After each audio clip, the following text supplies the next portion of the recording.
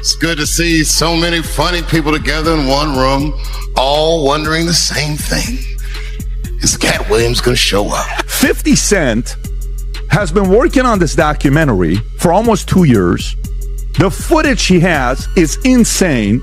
The people he got speaking about Diddy is ridiculous. All of these big deviants is all catching hell in 2024. It's up for all of them. It don't matter if you Diddy or whoever you is, TG Jakes, any of them. All lies will be exposed. That's all.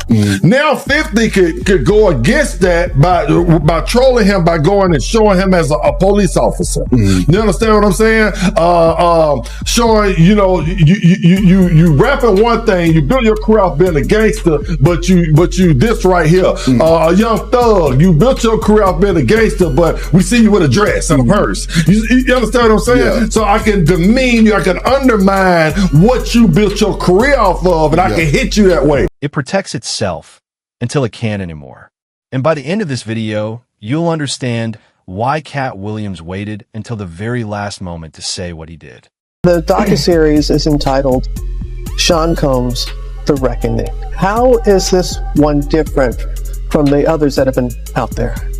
Well, I think that the biggest marker of what makes this film or this series different is how much time we took into putting into the making of the film, doing our due diligence to get the right voices, to the table. This is a series that spans over 30 years. So just by covering that much time, it took a lot of time for us to dig in and to kind of make sense of the story and to put this timeline together. Yeah, and there's like some never before seen footage that I'm going to talk to you about in just a moment.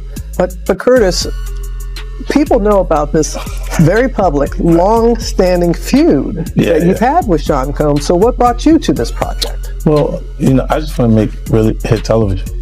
I like the idea of it being exciting, and I picked this project and started working on it about 5 months before I found Alex.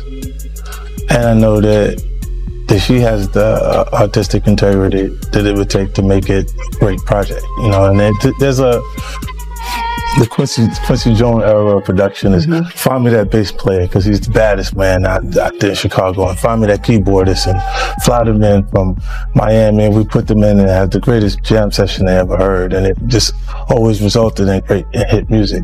And I take that concept into television production. You take that into everything you do, sir. That's right. You really do. And it really comes through, and appreciate that about you.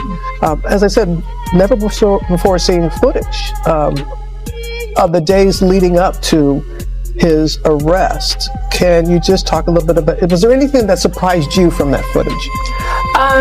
The footage, well, I think it's rare to find someone who's being, talked about all over the country. All eyes were on him, so to speak. And it was really interesting to see his last days of freedom, and what was sort of important to him. Obviously, there's phone calls with his attorneys, with his team.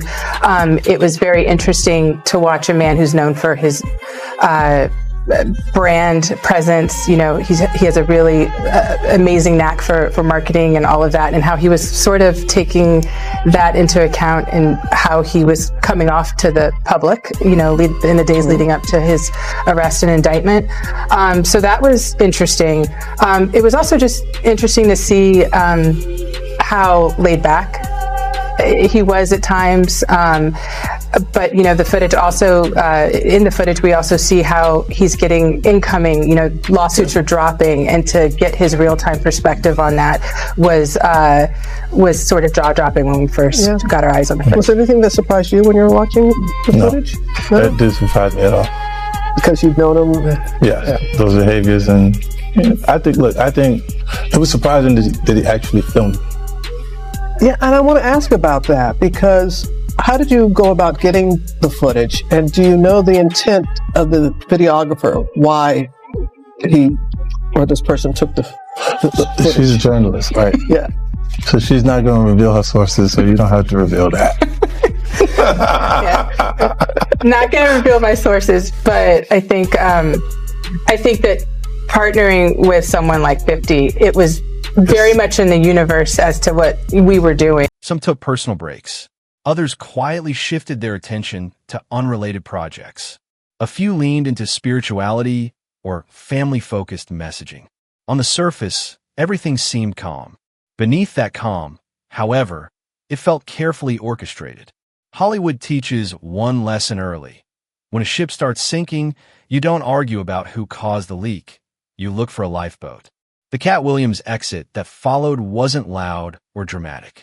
It was quiet, calculated, strategic, and clean. What made this moment so powerful wasn't who chose to speak. It was who didn't. Voices that once openly defended Diddy suddenly avoided even neutral remarks. And for many watching, that silence spoke louder than any words ever could. Hang on, what were you saying? I knew Diddy when he was Puffy. Okay. In the documentary, there was insinuations of, you know, that Diddy possibly had something to do with both Tupac and Biggie. And, you know. Who's telling the story, right? You can skew. People very close to the situation. But you can skew. You can create any narrative as a producer and as a director and as a storyteller. I can create a narrative. I could be like, you know what? You have. I could create a narrative. Well, we see it all the time in reality shows. Like, reality shows. Yeah, you write a narrative. It doesn't mean it's true. It doesn't mean it's true. I can get interviews. I can do this. I can get footage, and I could make you think this about that person. Nah, for sure. Yeah. And that doesn't necessarily mean it's true. So for me, you know, I think, look, 50 and Puff have a long-term beef. It's personal. It's well, people are saying 50's wrong for doing it, but 50's right for doing it. It's divided. It's between him and Puff. And before it's between him and Puff, it's between both of them and God. Just the way Puff is down on his luck and 50's kicking a man when he's down. God is going if 50 ever luck turn up on 50, you know, that you got to be careful what you put out. There's a karma to every action that you do. You think we'll see that day? Huh? You think we'll see that day? I don't think 50 does dumb stuff. You know, he's very smart, you know, in terms of his business. I think he already had his. I think we already would have saw it. He got shot 9 times. He paid his debt early. So that's why he's like, F it. But, you know, this is between him and Puff, and honestly, it's between both of them and God. Yeah. So, you know, only God can judge, and both of them people will have time to sit with God and talk about and through everything. And right now is Puff's time to sit there and have a conversation, a much needed conversation with God. And, you know, like I said, I know his kids, I know his family, I know 50, you know, I've seen Tupac and Biggie, both friends of mine, die for a beef. I think we all need to learn our lessons. And at a point, you're going to keep one-upping each other until the beef gets so out of hand that lives are at stake, and that's when you've crossed the line. And at a point, now it's no holds bars and bare knuckle boxing. When Puff come out, he gonna probably have the 50 Cent documentary ready. Nah, you should let it Someone's go. working on it now. No, you should let it go. Nah, that's revenge. I haven't seen. Yeah, but both of this is all. You know, it's coming from a it's place deeper than rap, I think, too. I think it's personal. I think it's between them personal. two. I don't know what it is. I don't know what they beef is. I mean, you know.